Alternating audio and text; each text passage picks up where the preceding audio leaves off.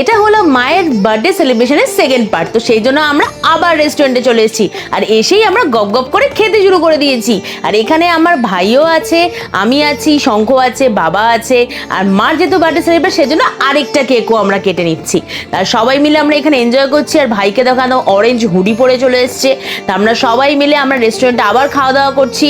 আর cake, একটা দারুণ সুন্দর কেক আনা হয়েছে, বাবা তো এখানে ডান্স করছে। আমরা সবাই মিলে মাকে কেক খাইয়ে দিলাম, আমিও একটু কেক খেয়ে নিলাম।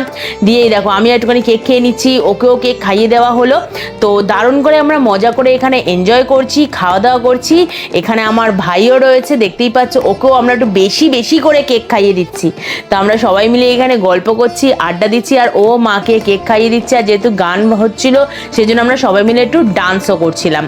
তো এখন কেক খাওয়ানো চলছে, কেক সেরিমনি চলছে, দেখতেই পাচ্ছ আমরা সবাই মিলে খুব মজা করছি, মায়ের বার্থডে সেলিব্রেশন করছি, আর তার সাথে আমরা সবাই মিলে এনজয়ও করছি।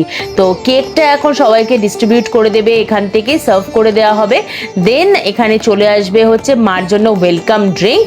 দেখতেই পাচ্ছ একটা ম্যাঙ্গো দেওয়া ওয়েলকাম ড্রিঙ্ক ছিল, সেটা মা ট্রাই করে বলছে দারুণ লাগছে। আর তার সাথে সাথে চলে এসছে আমাদের একদম ভেটকি ফিশ ফিঙ্গার, একদম ফ্রেশ ফ্রেশ গরম গরম ভেটকি ফিশ ফিঙ্গার কিন্তু একদম সার্ভ করে দেওয়া হচ্ছে স্টার্টার্সে। আর আমার তো দারুণ লাগছে।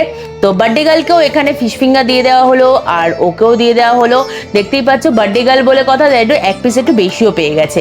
তো আমরা সবাই মিলে এখন খাওয়া দাওয়া শুরু করে দিয়েছি। তার সঙ্গে ছিল স্যালাড, সস, দেখতে পাচ্ছ মাস্টার্ড সস, সব কিছু ছিল।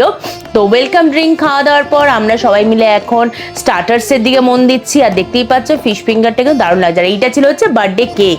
তো দেখিয়ে দিল যে এই দেখো ফিশ ফিঙ্গারটা দারুণ লাগছে, মা তো দারুণ লাগছে, আমাদের সবার ভালো লাগছে। তার সঙ্গে কিন্তু এখানে কাবাবসও চলে এসছে।